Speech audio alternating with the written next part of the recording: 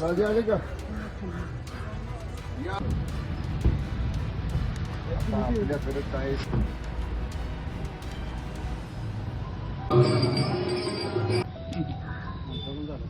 खात्याची उत्तरे दिली.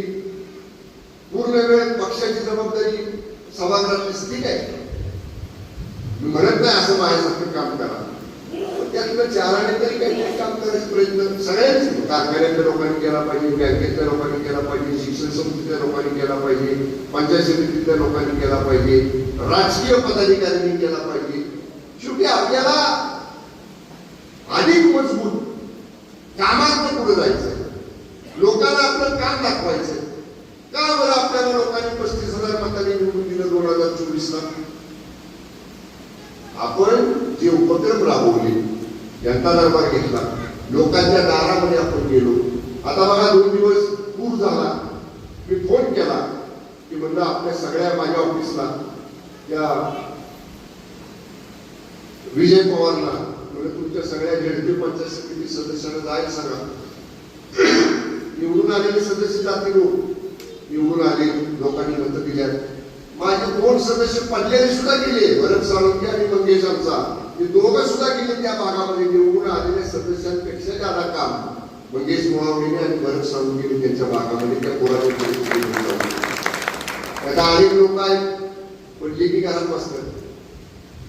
तसं नाही, लोकांच्या कायम राहिलं पाहिजे, लोकांच्या कामात आलं पाहिजे, लोकांच्या आडीवेळेला राहून गेलं पाहिजे. ही शिकवण स्वर्गीय आबासाहेबांची, स्वर्गीय लोकनेते साहेबांची आपल्याला. मी विद्यार्थ्यांना एवढंच सांगेन, मगाशी अनेक विद्यार्थी आलेले म्हणजे लोक नाही ग्रंथ वाचा. एवढ्यासाठी तुम्हाला मी सांगितलं बाळा की तुम्ही ह्या तालुक्यामध्ये आहात.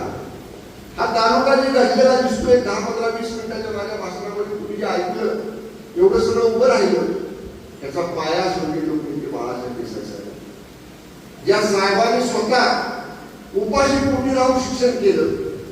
कोल्हापूरला शिक्षण घेताना वार लावून ठेवले, खासगी दवाखान्यामध्ये कंपाऊंडरची नोकरी करून कॉलेजची फी भरली. तेच लोकनेते बाळासाहेब देसाई राज्याचे शिक्षण मंत्री झाले आणि शिक्षण मंत्री झाल्यावर 1200 रुपये ज्या पालकांचं वार्षिक उत्पन्न आहे त्याला मोफत शिक्षण देण्याचा ऐतिहासिक निर्णय लोकनेते बाळासाहेब देसाई या काळात. हे पुस्तक वाचलं पाहिजे, प्रत्येकाने वाचलं पाहिजे. थोडस व्हॉट्सअप, युट्यूब आणि काय ते इंस्टाग्राम, ट्विटर या सगळ्या गोष्टींना थोडा वेळ काढायचा आणि हे दिलेलं पुस्तक तुम्ही वाचा. नक्की मी तुम्हाला सांगेन तुमच्यात एक स्वतः सेल्फ कॉन्फिडन्स तयार होईल, आत्मविश्वास तुमच्यात तयार होईल की नक्कीच या तालुक्याच्या मातीमध्ये एक गुण आहे. आपण निष्ठेनं, प्रामाणिकपणानं, जिद्दीनं एखादी गोष्ट हातामध्ये घेतली, आपण ती करू शकतो. आणि म्हणून अनेक वर्ष 10वीतल्या, 12वीतल्या, ग्रॅज्युएशन मधल्या, ITI मधल्या विद्यार्थ्यांना आपण अशा पद्धतीनं त्यांचा शैक्षणिक गुणगौरव या ठिकाणी करत असतो. ताईसाहेबांच्या नावानं गरीब विद्यार्थ्यांना 6,050 रुपयाची वार्षिक आपण शिष्यवृत्ती देतो. मी आता माहिती मिळवली 719 विद्यार्थ्यांना आजपर्यंत 12वी नंतर 10वी नंतर योजना आहे, ग्रॅज्युएशन पर्यंत आहे ना, 10वी का 12वी? 11वी ते ग्रॅज्युएशन पर्यंत दरवर्षी 6,050 रुपये ताईसाहेबांच्या नावानं मुली ग्रॅज्युएट व्हाव्यात, मुली पदवीधर व्हाव्यात याच्यासाठी ही योजना आपण या ठिकाणी केली. जवळपास 40 लाख रुपये त्या शिष्यवृत्तीसाठी आजपर्यंत आपण शिवाजीराव देसाई चॅरिटेबल ट्रस्ट या गरीब विद्यार्थ्यांच्यासाठी दिली. आपण सगळे जाणता इथं बसलेले कार्यकर्ते मी सांगतो माझ्या वाढदिवसाला हार पुढे गुच्छ भेटवस्तू काय देऊ नका, मला वह्या द्या. मी सांगतो कुठं मतदारसंघात कार्यक्रमाला जर कमी जाता येतं आता पूर्वी वेळ मिळायचा कार्यक्रमाला जायला, पण मी जातो केव्हा केव्हा तिथे सांगतो मला वह्या द्या.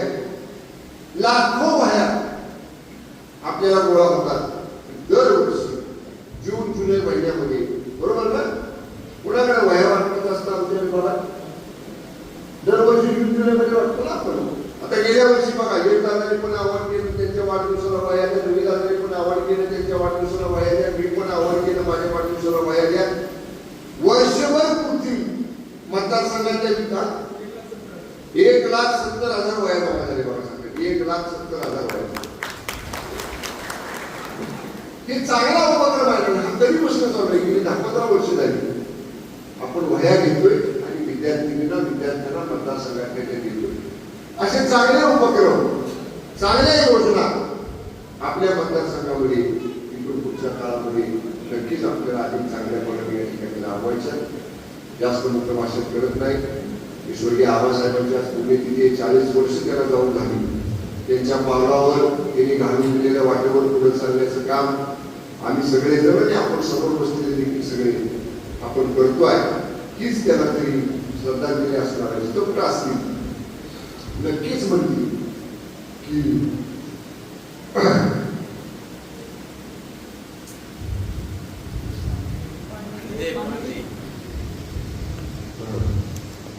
चांगलं काम ह्या मतदारसंघामध्ये झालं.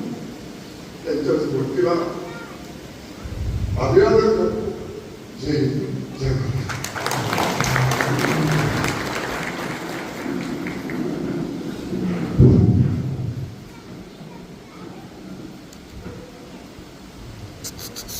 लोकनेते बाळासाहेब देसाई सहकारी साखर कारखान्याचे संस्थापक चेअरमन, आपल्या सर्वांचं दैवत स्वर्गीय आबासाहेबांच्या 40व्या पुण्यतिथीनिमित्त त्यांच्या पवित्र स्मृतीस अभिवादन करण्यासाठी आणि आपल्या सर्वांना मार्गदर्शन करण्यासाठी उपस्थित आपल्या सर्वांचे नेते आणि महाराष्ट्र राज्याचे कॅबिनेट मंत्री, सातारा जिल्ह्याचे पालकमंत्री आदरणीय नामदार शंभूराज देसाई साहेब या ठिकाणी उपस्थित राहिले.